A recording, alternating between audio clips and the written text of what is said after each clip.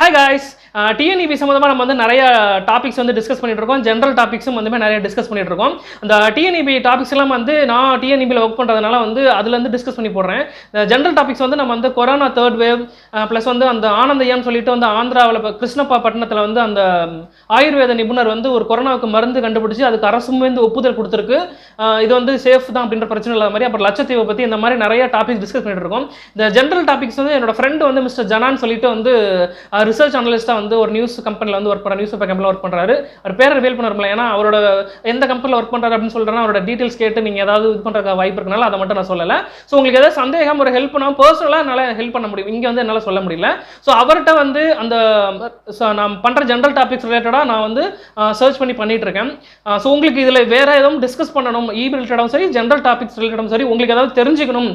ஒரு சிலர் வந்து இப்போ நம்ம அந்த கொரோனா தேர்ட் வேவ்ன்றது நம்ம தான் ஃபர்ஸ்ட் யூடியூப்ல போட்டிருக்கோம்னு நினைக்கிறேன். இப்போ நிறைய பேர் போட்டிருக்கலாம், ஃபர்ஸ்ட் நம்ம தான் போட்டிருக்கோம். அந்த மாதிரி நிறைய வந்து வித்தியாசமாக ட்ரை பண்ணி நம்ம யூடியூப்ல போட்டுட்டு இருக்கோம். ஸோ தொடர்ந்து சப்போர்ட் பண்ணுங்க. அண்ட் தென் வந்து இப்போ நம்ம தினேஷ்ன்ற ஒரு நண்பர் வந்து நம்ம யூடியூப்ல வந்து வீடியோஸ் பார்த்துட்டு வந்து ஒரு டவுட் கேட்டிருந்தாரு, இன்ஸ்டாகிராமில் வந்து கேட்டிருந்தாரு. ப்ளஸ் வந்து நான் இன்ஸ்டாகிராமில் வந்து எனக்கு டீட்டெயிலாக சொல்லணும்னு சொல்லிட்டு பர்சனல் நம்பர் கொடுத்து கால் பண்ணுங்கன்னு சொல்லியிருந்தேன். அவர் வந்து வாட்ஸ்அப்பில் வந்து எனக்கு வந்து மெசேஜ் பண்ணாரு, வாட்ஸ்அப்பில் வீடியோவை காட்டுறேன், அது நீங்கள் டவுட் கிளாரிஃபை பண்ணுங்க அப்படின்னு சொல்லிட்டு. ஸோ அதை பற்றி தான் அதை பற்றின வீடியோக்களும் ப்ளஸ் வந்து நம்ம கம்பம் வந்து நிலத்தின் வழியாக ஈபி வந்து ஒயர் வந்து நிலத்தின் வழியாக போகுதுன்னா அது எப்படி ஒரே மனு கொடுத்து அந்த மனுவின் வாயிலாக அந்த கம்பத்தை வந்து நம்ம நிலத்திலிருந்து வெளியே வந்து கொண்டு போகிறது, அந்த லைனை கொண்டு போகிறது அப்படின்றத அந்த வீடியோ உங்களுக்கு டிஸ்கஸ் பண்ண போகிறோம். ஸோ இது வரைக்கும் நம்ம சேனலை சப்ஸ்கிரைப் பண்ணிங்க, கூட பக்கத்தில் இருக்க பெல் ஐக்கனை கிளிக் பண்ணி ஆல் செட்னு கொடுத்தீங்கன்னா நம்மளோட சேனல் இருந்து வர எல்லா வீடியோஸ்க்கும் நோட்டிஃபிகேஷன் உங்களுக்கு வந்துகிட்டே இருக்கும். ஸோ இப்போ வாங்க நம்ம வீடியோக்குள்ள போகலாம்.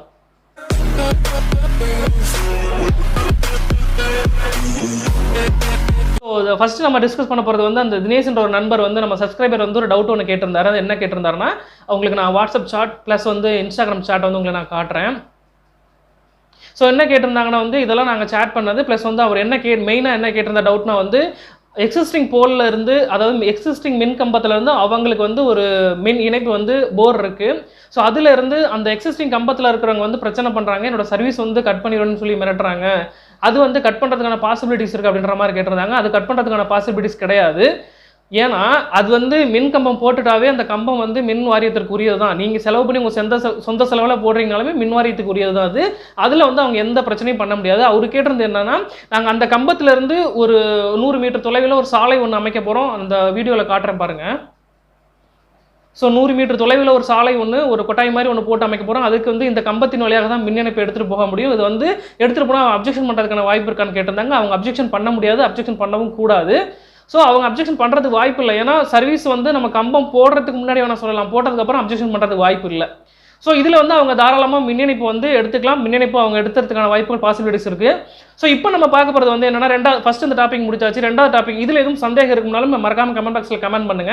ஏன்னா இது வந்து நான் அவர்கிட்ட ப்ரீஃபாக சொல்லிட்டேன், பட் உங்களுக்கு லைட்டாக தான் சொன்னேன், இல்லை மேலோட்டமாக தான் சொல்கிறேன். உங்களுக்கு வேறு எதுலையும் டவுட் இருக்குது அப்படின்றனால நம்ம கமெண்ட் பாக்ஸில் மறக்காம கமெண்ட் பண்ணுங்க.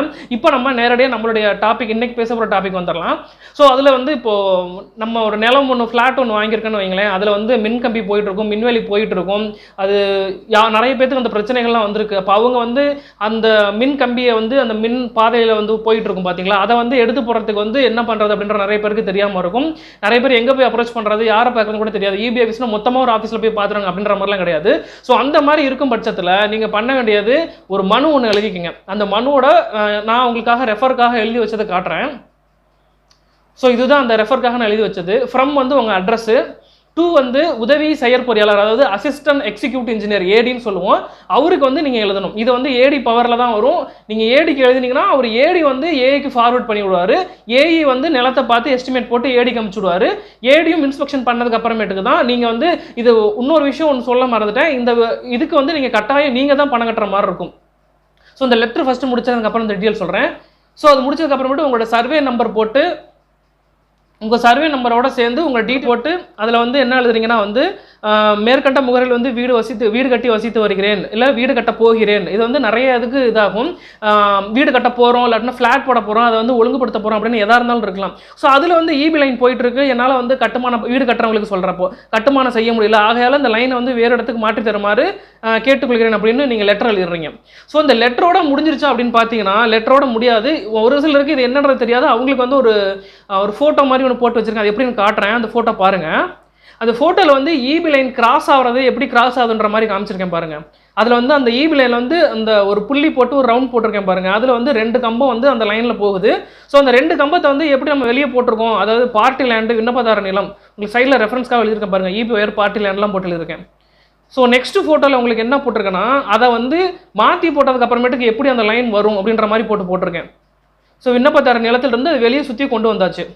ஸோ இதுதான் வந்து நீங்கள் கொடுத்ததுக்கப்புறம் நடக்க வேண்டிய ப்ராசஸ். இதில் அந்த அப்ளிகேஷனோட சேர்த்து 80 ரூபா இன்டர்மெட்டி பாண்டு உங்களுக்கு, அதாவது அண்டர்டேக்கிங் பாண்டு டிசிடபிள்யூ, அதாவது இது டிசிடபிள்யூ மெத்தடில் தான் போடுவோம். இதற்கான முழு தொகையும் வந்து நீங்கள் தான் பே பண்ணுற மாதிரி இருக்கும்.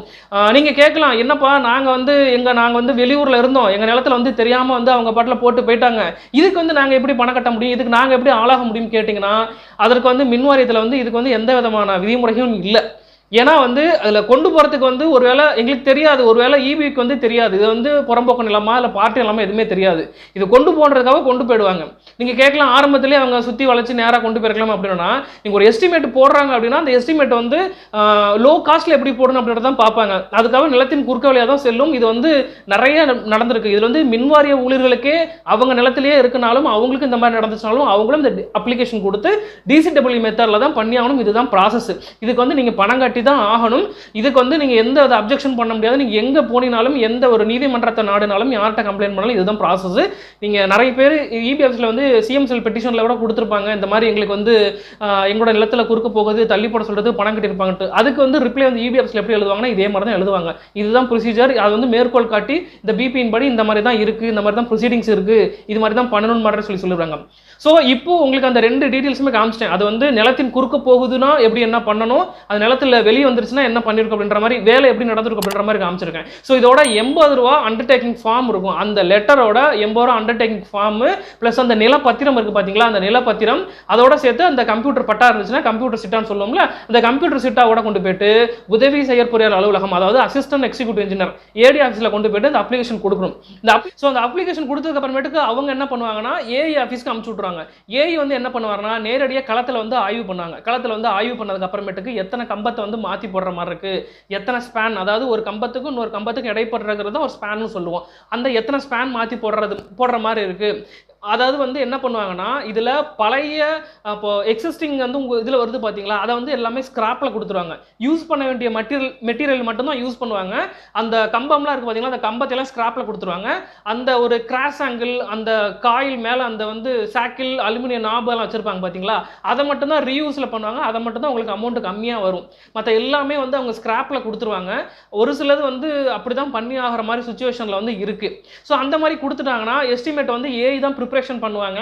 ஏஐ ப்ரிப்பரேஷன் பண்ணதுக்கு அப்புறமேட்டுக்கு ஏடிக்கு சாங்ஷன் அனுப்பிச்சுடுவாங்க. ஏடி ஃபீல்டு விசிட் பண்ணிட்டு இவங்க போட்டிருக்க எஸ்டிமேட்டுக்கும் நிலத்தில் அவங்க பண்ணியிருக்க ஒர்க்குக்கும் வந்து கரெக்டாக இருக்கா, ஃபீல்டு விசிட் எல்லாமே பண்ணி பார்த்ததுக்கு அப்புறமேட்டுக்கு உங்களுக்கு வந்து எஸ்டிமேட் அமௌண்ட்டு சார்ஜ் பண்ணி கட்ட சொல்லுவாங்க. உங்களுக்கு ஸ்லிப் மாதிரி கொடுப்பாங்க. அந்த ஸ்லிப்பில் உங்களுக்கு அந்த ஸ்லிப் கொடுத்ததுக்கு அப்புறமேட்டுக்கு நீங்கள் அந்த ஆஃபீஸ்லேயே வந்து அந்த ஏஐ ஆஃபீஸ்லேயே வந்து பணம் கட்டுற மாதிரி இருக்கும். ஏஐ ஆஃபீஸில் பணம் கட்டினதுக்கு அப்புறமேட்டுக்கு வந்து அவங்க வந்து உங்களுக்கு அந்த ஏஐ ரெசிப்ட்டும் கொடுத்துருவாங்க. ஏஐ ஆஃபீஸில் பணம் கட்ட ரெசிப்ட்டும் கொடுத்துருவாங்க. அதுக்கப்புறமேட்டுக்கு அவங்களோட ஒர்க்கை வந்து ஸ்டார்ட் பண்ணிடுவாங்க. உங்களுக்கு சீனியாரிட்டி பிரகாரம் உங்களுக்கு முன்னாடி யாராக இருந்தாங்கன்னா அவங்களுக்கு ஒர்க் செஞ்சுட்டு அதுக்கப்புறம் உங்களுக்கு ஒர்க் செஞ்சு கொடுத்துருவாங்க. ஸோ இதுதான் வந்து மின்கம்பம் வந்து நம்ம வயலில் போயிட்டு இருக்கு அப்படின்னா, வயல்லையோ நிலத்திலையோ நம்ம வீடு கட்ட போகிறோமோ இல்லை ஃப்ளாட்டு போட போகிறோமோ இல்லை எப்படினாலும் அது போயிட்டு இருந்துச்சுன்னா அதை எடுத்து வெளியே போகிறதுக்கான வழிமுறை இதுதான். அதற்கு வந்து முழு தொகையும் நீங்கள் தான் கட்டுற மாதிரி இருக்கும். ஸோ இதில் உங்களுக்கு வேறு எதுவும் சந்தேகம் இருக்கா, இல்லை மின்வாரிய துறை சேர்ந்தாலும் சரி, இல்லை வேறு துறை சேர்ந்தாலும் சரி, இல்லை ஜென்ரல் டாபிக்ஸாக இருந்தாலும் சரி, இதில் உங்களுக்கு எதுவும் சந்தேகம் இருந்துச்சுன்னா மறக்காம கமெண்ட் பாக்ஸில் கமெண்ட் பண்ணுங்க. இன்ஸ்டா ஐடி கொடுத்துருக்கேன். பர்சனலாக உங்களுக்கு என்ன ஹெல்ப்னாலும் என்னால் முடிஞ்ச அளவுக்கு நான் ஹெல்ப் பண்ண ட்ரை பண்ணுறேன். ஸோ நிறைய கற்போம், நிறைய பேசுவோம். தேங்க்யூ ஃபார் வாட்சிங் video, supporting my channel too. Thank you.